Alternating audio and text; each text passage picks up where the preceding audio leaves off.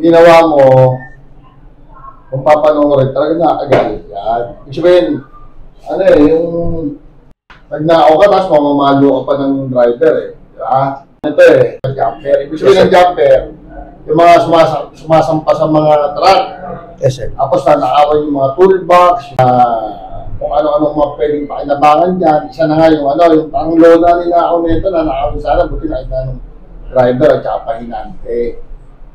Eto, notorious to.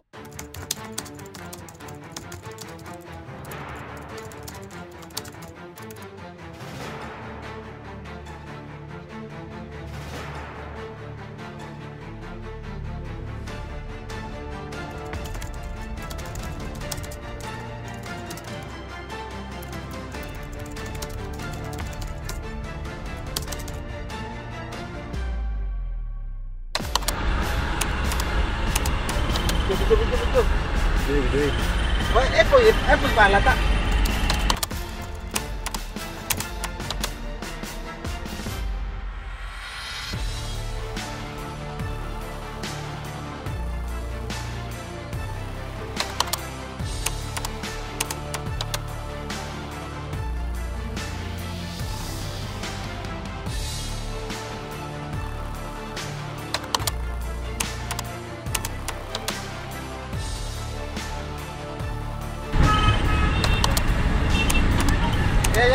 Yan.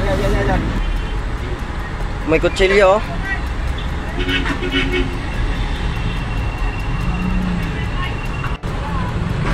Tatakiang. Marvin, ikaw yung nasa video. Yung in broad daylight, yung kumbaga parang katanghalian tapat, no? Ano ba yung mga kailan ano oras nangyari yun? Anong oras nangyari? Tanghali po. Tanghali. Anong ginawa mo, kuya? Ano yung nasa video? Jumper. Ha? Ginamper. Tapos, ikaw yung mismong namamalo? Ano ba yun? Tubo. Tubo? Tinamaan yung isa, di ba? Gano'n mo nakakatagal ginagawa yan, kuya? Ngayon pa lang mo. Ha? Pero buong-buo load mo, no? Ano ang dala mo nun nung ginawa mo yun? Tubo po. Ha? Tubo. Maliban doon? Maliit na ano. May matalas daw? Maliit na kutsilyo po. Maliit na kutsilyo? Kuya, sa isang araw, ilang tira ginagawa nyo doon? Ngayon pa lang po ako nakapag-ano ron. Ha? Ngayon pa lang po. Ano? Ngayon pa lang po ako nakapag-jumper. O, ngayon ka palang nahuli. Hindi, ngayon pa lang po ako nakapag-jumper. Ba't mo naisipang mag-jumper? Wala eh. Ilan kayo nun nung nangyari yun? Solo ka lang? Pero may parang sa video, may mga iba rin nakatambay, di ba? Nanonood? Yung kasama kaso, iwalay ako sa kanila. Ha? Iwalay ako sa kanila. Pero nanonood lang sila, ikaw talaga yung nakipagpaluan pa, no? No? Ilang beses ka na nakulong, kuya? Pang-5 ko na po ito. Pang-5 ko na po. Ano kaso? 216 auto. Isang tech. Tapos, isang penggan, tapos penggan ulit niya. Ilang beses ka na nakukulong pero baliwala. Hirap pa naman din po. Sobrang hirap po sa kulungan. Oo. Wala eh. Gawa po ng kagipitan. Ano pangkat mo na pala? May pangkat ka na. Meron po. Ano pangkat mo? Putni. Sisi naman din po. Ha? Nag-iisi naman din po sa ginawa ko. Oo. Wala. Malungkot na siyempre. May pamilya ka? Pero po Anak? mga tita dito. Anak? May asawa rin ako kasi wala pa ako. Pero marami kayo dyan. Ano ba? Grupo ba yan? Hindi naman po. Lang din. Yung iba din po kasi dyan mga nagja-jumper. Yung iba pa mga nagka-traffic lang mo talaga. Oo. Kasi yung iba kong nagka-traffic, mga nagja-jumper. Nadadami yung nagka-traffic. Kaya hindi na rin po maiwasan yung mga nagka-traffic na mag-jumper. Kasi nadami lang din sila eh. Kaya siyempre siguro iniisip nila na kaysa madamay tayo dito, ganyan na rin yung gawin natin.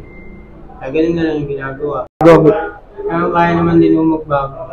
Pero ayaw mo lang. Nagagawa lang ho talaga ako na sulat ho talaga. May kayat po ba?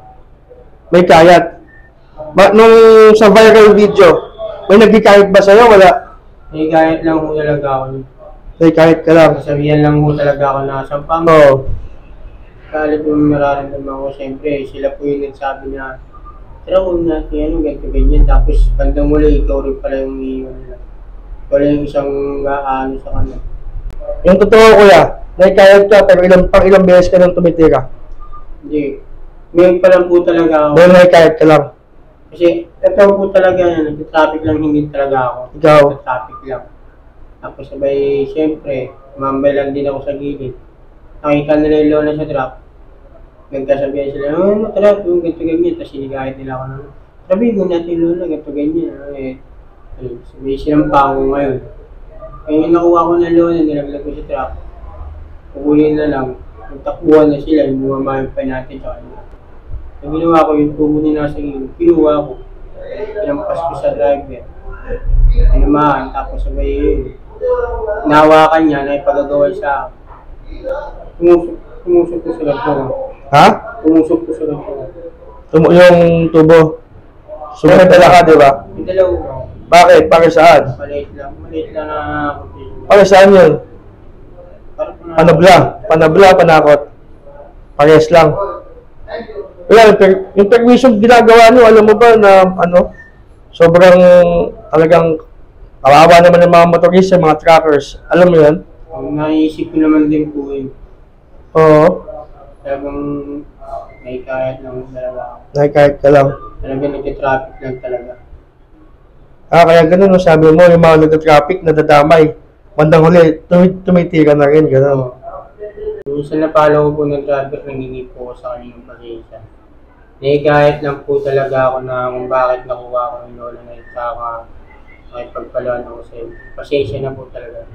Malaking pasensya. Para sa mga polis dito, kamusta? Hihingi din po sa kanila ng patawad na nagawa ko na yun. Ano magpatawad po? Alam mo ba kasi sa tuwing may tira ng jumper dyan, polis ang nasisisi ng taong bayan, ng mga kababayan natin. Alam mo ba yan? Pag may tira kayo dyan, perwisyo sa motorista, sisisi polis. Diba? Ano ba yung style mo dyan? Bakit, pagdaan ng mobile, tumitira kayo? Hindi. Sumasalisi kayo talaga? Paano? Wala akong sasabihin. Ayan si Epe, anong masasabi mo? Pasensya na po sa inyo. Lahat nagawa. Yung mga umiwan sa yung nagkikayat? Yung mga nangiwan mo sa akin na sabi na lang ulit balakay ulit. Baka mamaya mag-aya kayo sa akin. 23, matagasa ka. Wala nang pag-aampo ko sa uno. Antimano, nasa utak ko na ang problema rito sa Tondo, yung mga jumper. Ibig sabihin ng jumper, yung mga sumasampa sa mga truck. Yes, sir. Tapos nanakawan yung mga toolbox, kung ano-ano mga pwedeng pakinabangan dyan. Isa na nga yung yung parang lola nila ako nito na nakawin sana, buti nakita ng driver at saka pahinante. Eto, notorious to. Kabisado natin ng Tondo, alam natin yung mga galaw nito. Problema, hindi naman pwede yung yung araw-araw, huli rito, lalabas. Ano ang gagawin natin dito sa mga mga bata na ito? Sigapin natin magbagong buhay sa papaanong paraan ng pagbabago. Kung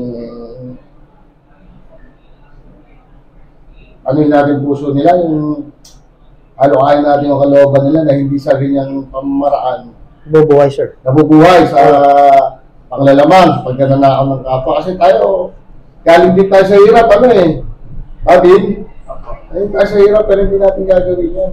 Paparehas tayo. Gagawa tayo ng mabuti, magtatrabaho tayo, kahit anong trabaho. Problema sa mga to, ayaw maghirap ayaw nila magtrabaho ng parehas. Ayaw magsikap, sir. Ayaw magsikap. Yun ang natin, sisikapin natin sa kanila. Ngayon, kung bilang bagong hepe ng Rahabago, alam ko yung dyan, yung jumper talaga dyan, notorious O, sir, ito, inunti-unti na natin. Sir, baka may ka sa kanan. Hindi, ang ko sa'yo, yun yung pamumuhay mo, baguhin mo. Kailan ka huli nagsimba? Kailan? Kung bininyagan ka siguro, bininyagan ka pa. Yan ang problema, pare. Yung tao, ay nagkaaganyan kasi walang pagkasi ng Diyos. Walang paghaplos ng walang banal na tao sa Diyos. Ganyan. Kaya kahit naman sino kahit tatanungin mo, bakit mo ginawa yan? Gutom po ako mahirap po buhay. Pero kung malaman lang sana na hindi yan ang paraan. Maraming paraan kaysa magnakaw o mag-arkadyado ka ng tao. Hindi man natin maituro yan, natuturo kasi sa mga pagsimba, misa, etc. Ganun lang siguro ang natin. Kahit ang gawin natin, ang tao tao, pero dapat merong mag-guide sa atin, merong mag-ino sa atin, magpanuto ng buhay natin. Ito, hindi pa po ang utak Kaya, saka sir, hindi rin dahilan sir yung nahirapan lagi sir, ikaw sir, matanong kita. Isa kang batang tondo sir. Galing ka rin sa hirap, nangalakal ka rin ng araw. Alam mo ba yun ba yun, itong hirap? Mas malapit ako noon. Sir, pwede ba i-share mo sir yung... Hindi, yung malit ako, kung minsan hindi na mabura sa utak mo yan nagaling ka sa hirap. Nangalakal ka rin sa small mountain. Pero never na tinuro sa akin, or never ako na ipagbarkada na magnakaw tayo, gawin natin yan. Never akong naisalamuha. Pinipili ko kasi yung kaibigan ko. Kasi alam ko ang tama at mali dahil nagsisimba ako o nagsasamba ako. Ilang kahit mahirap ang buhay mo, pero dapat alam mo yung linyada ng tama at mali. Mapamahirap. Minsan kahit mayaman ka, hindi ba kung ano daw yung tama. Kulang naman sir sa pananampalataya sa taas sir. Kaya yun na siguro basic yun. Makukulong na naman sa sir, hindi lang pala pang unang beses Yun. Page na consequence. Anuhin natin. Diba? Tanggapin mo kung ano pa. Yung truck driver at saka yung pahinante, kung kayo man yun sa viral video, maaari kayo magsadya sa amin tanggapan, maghain ng kaukulang reklamo. Ang tayo kasi, kung ano man ang kaso, harapin mo. Bilang tao, bilang Kristiyano, di ba? Habang nabubuhay sir, may pag-asa naman sir. Habang buhay ka naman, pag-asa, lahat naman ng tao may problema Ang dyan, paano mo dadalhin yung problema? Mahirap. Gagawin mo, hindi ganun. Mahirap ipaliwanag sa simple paliwanag pero gawin mo lang yung tama. Siguro hindi ka maliligaw dyan. Tama sir, tama. Thank you sir. Yun ang gagawin mo. Magdudunay tayo ng bigas dahil sa pagbabagong buhay mo. May Bible study kasi dyan sa loob, pare. Kung parang sa YouTube, Facebook, mga preacher, ano kayo?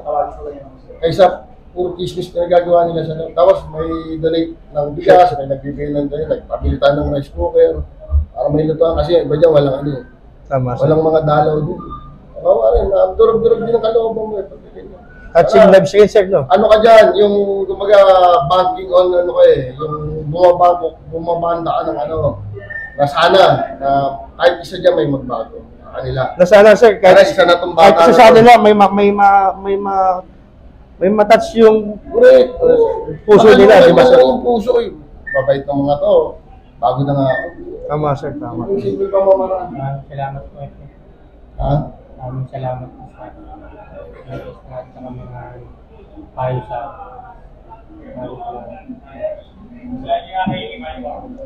magpasalamat ka sa Diyos. Ano lang tao sa kapan. Siguro hinuli ka para magbagong buhay ka, ha? Sige na. Yes sir. Libreng bigas galing kay Hepe. May bigas ka pa sa loob, bigas nyo.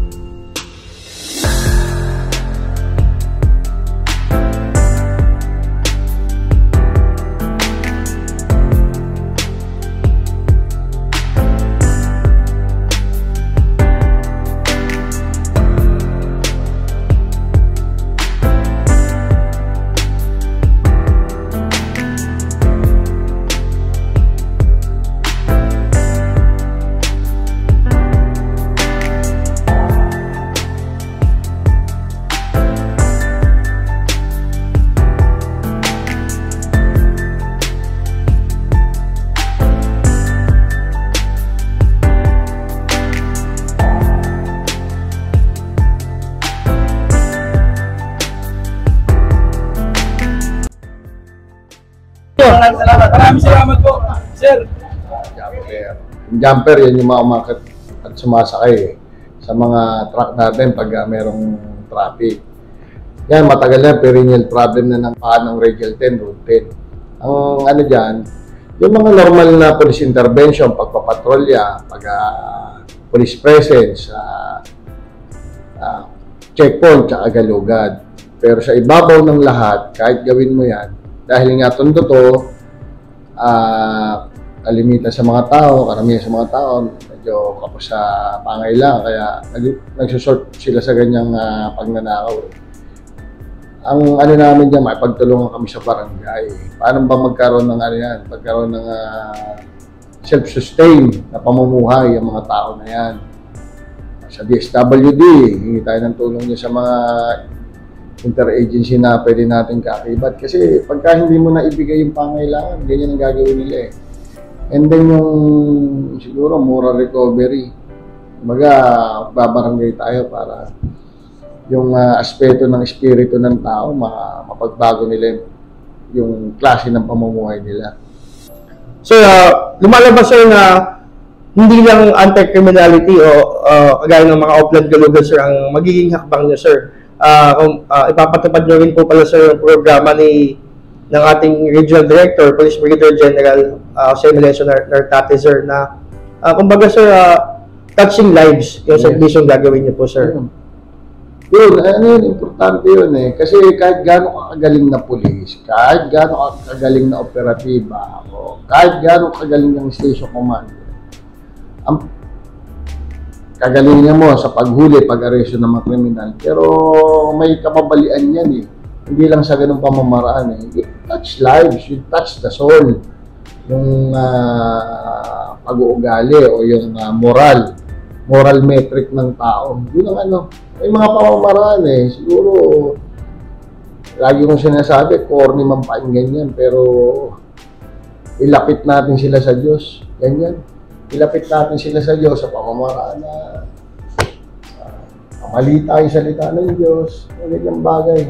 Yung blessings and then yung mga pagpapala, it goes along the way eh. Pagka ganyan ng mga kaisipan ng tao eh. Yan sir, mapagtatagumpayan sa tulong rin sir ng mga barangay sir. Correct. Any message sir para sa mga barangay po natin na nasasakupan?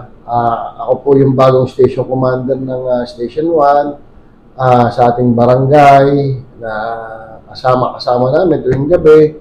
Humingi ako ng suporta sa inyo, hindi naman kaya ng pulis lang to eh. Lalo na po rito sa Tondo na kailangan namin ng tulong nyo, ang impormasyon na binibigay nyo, yung pakikipagtulungan sa barangay. Yun po ang yun ang number 1 eh. Dapat pulis at barangay eh, nagkakaisa at iisa ang pananaw sa buhay. So yan din ang instruction ni Didi at ni RD sir, di ba? Opo, yan po. Yan, lagi. Kamayanan at kapulisan para sa maunlad na bansa, bayan. Siyempre, direktiba, programa ng ating Regional Director, Police Brigadier General Jose Melencio Nartate Jr. at aming District Director, Police Brigadier General Andre Pedison, yung malakas at maigting na pakikipagtulungan ng pulisya at barangay para masugpo, masawata ang mga krimen na nangyayari sa aming nasasakupan. Empowered tayo eh. Empowered tayo, hindi lang ng ating mga leader, yung mga namiminuno sa atin, ating mga kapulisan. Empowered din tayo sa mga namiminuno sa ating mga barangay. So, yun. Police and barangay should be one. Para isa. Para sa katahimikan at kapayapaan, kaunlaran ng ating pamayanan. So lastly sir, full name and designation please sir. Police Lieutenant Colonel Roberto Imupas, Station Commander po ng Raksabago Police Station. Thank you very much sir. God bless sir. Diba?